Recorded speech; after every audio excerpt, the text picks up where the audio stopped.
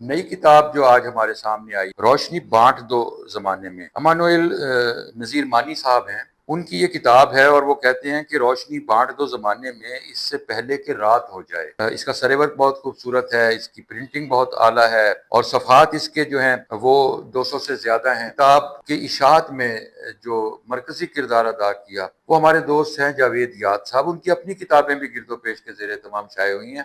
شاعری بھی میں سمجھتا ہوں کہ اگر کوئی بھی کسی بھی شعر پر آپ غور کریں تو وہ وہیں اس کی جڑیں میں ان وہیں کا پر شعر جا کے پڑھ رہا ہوں، چھوڑ کر گیا مجھے ایسے گیا، کاٹتا ہوں دن مہینوں کی طرح، جس کو پا کے مل گیا مجھ کو عروج، شخص ہے مانی وہ زینوں کی طرح۔